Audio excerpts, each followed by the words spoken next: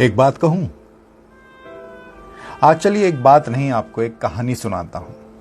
वो कहानी जो कि आपके जीवन से जुड़ी है, जिसको कि आपने कई बार एहसास किया होगा, लेकिन एहसास करने के बाद भी आपने उसको हमेशा दरकिनार किया होगा। एक व्यापारी एक समंदर में एक जहाज के जरिए अपना सामान लेकर व्यापार करने जा रहा था। समंदर में अचानक से तूफान आ गया, और तूफान आ गया तो उसका जहाज डूबने लगा। तूफान इतना तेज था कि उसका जहाज टूट गया। उसके साथी जो थे वो इधर उधर बिखर गए, और जब जहाज टूट गया तो वो पानी में डूबने लगा। खैर, उसको तैरना आता था, और तैरते तैरते वो एक टापू पर पहुंच गया। टापू पर पहुंचा, लेकिन बहुत देर तक बेहोश रहा, और जब उसे होश आया तो उसने देखा कि वो एक ऐसे टापू पर है जहां जीवन का नामो निशान नहीं है। दूर दूर तक कोई व्यक्ति नहीं है।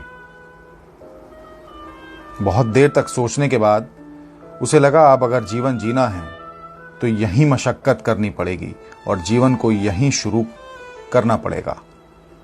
खैर, वो उठा और पास के जंगल में गया। वहां से कुछ कंदमूल, कुछ फल, कुछ फूल, ये सब लेकर आया चुन करके, और उसने वो खा करके अपनी भूख मिटाई।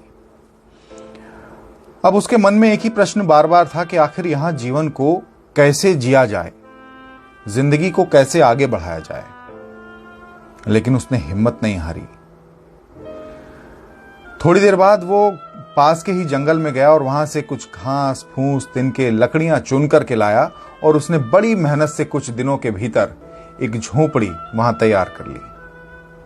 अब उसका जीवन उस टापू पर किसी तरीके से सुचारू रूप से चलने लगा। उसकी दिनचर्या थी कि वो खाने के लिए अपना फल लेकर आता, उसके बाद जंगल से जब वो लौटता, ठंडा पानी पी करके अपनी कुटिया में सो जाता।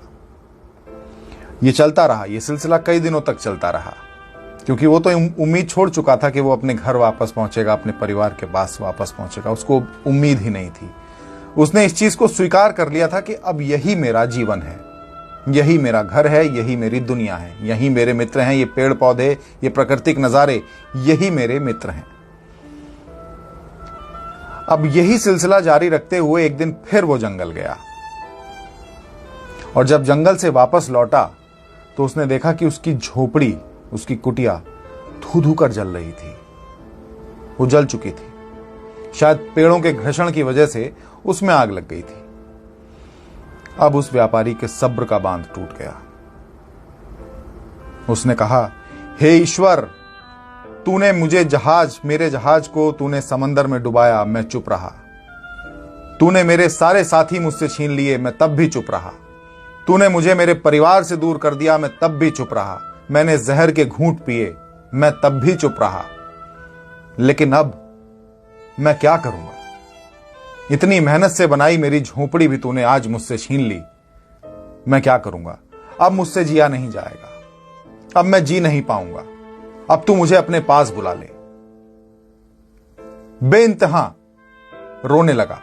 बेइंतहा उसकी आत्मा, उसके हृदय से अश्रु प्रवाह निकलने लगा। तभी उसको अचानक समंदर में आता हुआ एक दूर से जहाज दिखाई दिया। अब जहाज को देखकर वो थोड़ा सा हैरान हुआ।